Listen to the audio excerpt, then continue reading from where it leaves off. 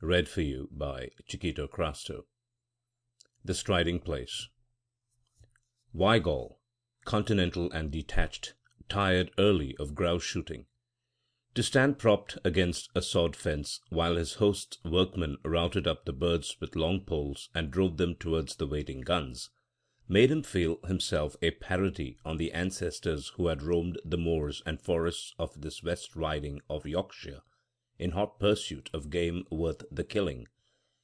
But when in England in August, he always accepted whatever proffered for the season, and invited his host to shoot pheasants on his estates in the south. The amusements of life, he argued, should be accepted with the same philosophy as its ills. It had been a bad day. A heavy rain had made the moor so spongy that it fairly sprang beneath the feet. Whether or not the grouse had haunts of their own, wherein they were immune from rheumatism, the bag had been small. The women, too, were an unusually dull lot, with the exception of a new-minded debutante who bothered Weigall at dinner by demanding the verbal restoration of the vague paintings on the vaulted roofs above them. But it was no one of these things that sat on Weigall's mind as, when the other men went up to bed, he let himself out of the castle and sauntered down to the river. His intimate friend, the companion of his boyhood, the chum of his college days, his fellow-traveller in many lands, the man for whom he possessed stronger affection than for all men, had mysteriously disappeared 2 days ago, and his track might have sprung to the upper air for all trace he had left behind him. He had been a guest on the adjoining estate during the past week, shooting with the fervour of the true sportsman, making love in the intervals to Adeline Cavan, and apparently in the best of spirits. As far as was known, there was nothing to lower his mental mercury, for his rent-roll was a large one. Miss Cavan blushed whenever he looked at her, and, being one of the best shots in England, he was never happier than in August. The suicide theory was preposterous, all agreed, and there was as little reason to believe him murdered. Nevertheless, he had walked out of March Abbey 2 nights ago without hat or overcoat, and had not been seen since. The country was being patrolled night and day. 100 keepers and workmen were beating the woods and poking the bogs on the moors, but as yet not so much as a handkerchief had been found. Weigall did believe for a moment that Wyatt Gifford was dead, and although it was impossible not to be affected by the general uneasiness, he was disposed to be more angry than frightened. At Cambridge Gifford had been an incorrigible practical joker, and by no means had outgrown the habit. It would be like him to cut across the country in his evening clothes, board a cattle train, and amuse himself touching up the picture of the sensation in West Riding. However, Weigall's affection for his friend was too deep to companion with tranquillity in the present state of doubt, and instead of going to bed early with the other men, he determined to walk until ready for sleep. He went down to the river and followed the path through the woods. There was no moon, but the stars sprinkled their cold light upon the pretty belt of water flowing placidly past wood and ruin, between green masses of overhanging rocks or sloping banks tangled with tree and shrub, leaping occasionally over stones with the harsh notes of an angry scold, to recover its equanimity the moment the way was clear again. It was very dark in the depths where Weigall trod. He smiled as he recalled a remark of Gifford's. An English wood is like a good many other things in life, very promising at a distance, but a hollow mockery when you get within. You see daylight on both sides, and the sun freckles the very bracken. Our woods need the night to make them seem what they ought to be, what they once were, before our ancestors' descendants demanded so much more money, in these so much more various days. Weigall strolled along, smoking and thinking of his friend, his pranks, many of which had done more credit to his imagination than this, and recalling conversations that had lasted the night through. Just before the end of the London season, they had walked the streets one hot night after a party, discussing the various theories of the soul's destiny. That afternoon they had met at the coffin of a college friend, whose mind had been a blank for the past 3 years. Some months previously they had called at the asylum to see him. His expression had been senile. his face imprinted with the record of debauchery.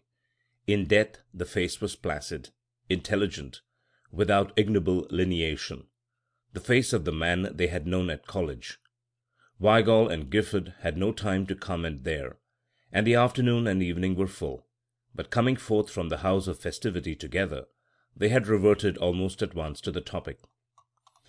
"I cherish the theory," Gifford had said, "that the soul sometimes lingers in the body after death. During madness, of course, it is an impotent prisoner, albeit a conscious one. Fancy its agony and its horror! What more natural than that, when the life spark goes out, the tortured soul should take possession of the vacant skull, and triumph once more for a few hours while old friends look their last. It has had time to repent, while compelled to crouch and behold the result of its work, and it has shrived itself into a state of comparative purity. If I had my way, I should stay inside my bones until the coffin had gone into its niche, that I might obviate for my poor old comrade the tragic impersonality of death, and I should like to see justice done to it, as it were, to see it lowered among its ancestors with the ceremony and solemnity that are its due. I am afraid that if I disturbed myself too quickly, I should yield to curiosity and hasten to investigate the mysteries of space." "You believe in the soul as an independent entity, then? That it and the vital principle are not one and the same?" "Absolutely. The body and soul are twins, life comrades, sometimes friends, sometimes enemies, but always loyal in the last instance. Some day, when I am tired of the world, I shall go to India and become a Mahatma, solely for the pleasure of receiving proof during life of this independent relationship." "Suppose you were not sealed up properly, and returned after one of your astral flights to find your earthly part unfit for habitation?" "It is an experiment I don't think I should care to try, unless even juggling with soul and flesh had palled." "That would not be an uninteresting predicament. I should rather enjoy experimenting with broken machinery." The high wild roar of water smote suddenly upon Weigall's ear, and checked his memories. He left the wood and walked out with the huge slippery stones which nearly close the river wharf at this point, and watched the waters boil down into the narrow pass with their furious, untiring energy. The black quiet of the woods rose high on either side. The stars seemed colder and whiter just above. On either hand, the perspective of the river might have run into a rayless cavern. There was no lonelier spot in England, nor one which had the right to claim so many ghosts, if ghosts there were.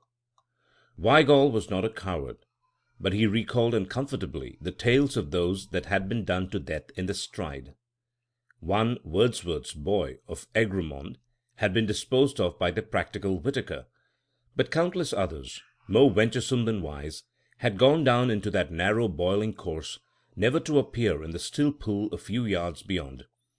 Below the great rocks which formed the walls of the stride was believed to be a natural vault, onto whose shelves the dead were drawn. The spot had an ugly fascination. Weigall stood, visioning skeletons, uncoffined and green, to the home of the eyeless things which had devoured all that had covered and filled that rattling symbol of man's mortality, then fell to wondering if any one had attempted to leap the stride of late. It was covered with slime. He had never seen it look so treacherous. He shuddered and turned away, impelled, despite his manhood, to flee the spot. As he did so, something tossing in the foam below the fall, something as white, yet independent of it, caught his eye and arrested his step. Then he saw that it was describing a contrary motion to the rushing water, an upward-backward motion. Weigall stood rigid, breathless. He fancied he heard the crackling of his hair. Was that a hand? It thrust itself still higher above the boiling foam, turned sidewise, and 4 frantic fingers were distinctly visible against the black rock beyond. Weigall's superstitious terror left him. A man was there, struggling to free himself from the suction beneath the stride, swept down, doubtless, but a moment before his arrival, perhaps as he stood with his back to the current. He stepped as close to the edge as he dared. The hand doubled as if in imprecation, shaking savagely in the face of that force which leaves its creatures to immutable law, then spread wide again, clutching, expanding, crying for help as audibly as the human voice. Weigall dashed to the nearest tree, dragged and twisted off a branch with his strong arms, and returned as swiftly to the stride. The hand was in the same place, still gesticulating as wildly. The body was undoubtedly caught in the rocks below, perhaps already halfway along one of those hideous shelves.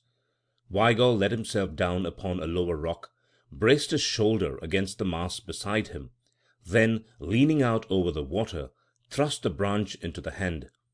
The fingers clutched it convulsively. Weigall tugged powerfully. His own feet dragged perilously near the edge.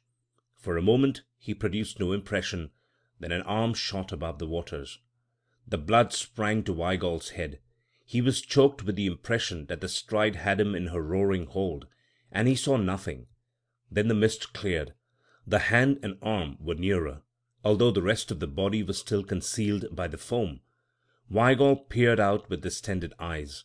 The meagre light revealed in the cuffs links of a peculiar device. The fingers clutching the branch were as familiar. Weigall forgot the slippery stones, the terrible death if he stepped too far. He pulled with passionate will and muscle. Memories flung themselves into the hot light of his brain, trooping rapidly upon each other's heels, as in the thought of the drowning.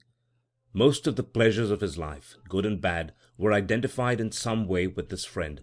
Scenes of college days, of travel, where they had deliberately sought adventure, and stood between one another and death upon more occasions than one, of hours of delightful companionship among the treasures of art, and others in the pursuit of pleasure, flashed like the changing particles of a kaleidoscope. Weigall had loved several women, but he would have flouted in these moments the thoughts that he had ever loved any woman as he loved Wyatt Gifford. There were so many charming women in the world, and in the 32 years of his life he had never known another man to whom he had cared to give his intimate friendship. He threw himself on his face. His wrists were cracking. The skin was torn from his hands. The fingers still gripped the stick. There was life in them yet. Suddenly something gave way.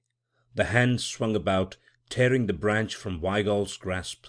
The body had been liberated and flung outward, though still submerged by the foam and spray. Weigall scrambled to his feet and sprang along the rocks, knowing that the danger from suction was over, and that Gifford must be carried straight to the quiet pool. Gifford was a fish in the water, and could live under it longer than most men. If he survived this, it would not be the first time that his pluck and science had saved him from drowning. Weigall reached the pool. A man in his evening clothes floated on it, his face turned towards a projecting rock over which his arm had fallen, upholding the body. The hand that had held the branch hung limply over the rock, its white reflection visible in the black water. Weigall plunged into the shallow pool, lifted Gifford in his arms, and returned to the bank. He laid the body down and threw off his coat that he might be the freer to practice the methods of resuscitation. He was glad of the moment's respite. The valiant life in the man might have been exhausted in that last struggle. He had not dared to look at his face, to put his ear to the heart. The hesitation lasted but a moment. There was no time to lose. He turned to his prostrate friend. As he did so, something strange and disagreeable smote his senses. For a half moment he did not appreciate its nature. Then his teeth cracked together. His feet, his outstretched arms pointed towards the woods. But he sprang to the side of the man and bent down and peered into his face. There was no face. This striding place is called the Stride, a name which it took of yore. 1,000 years hath it borne the name, and it shall 1,000 more. End of The Striding Place by Gertrude Atherton. Read for you by Chiquito Crasto, Birmingham, Alabama.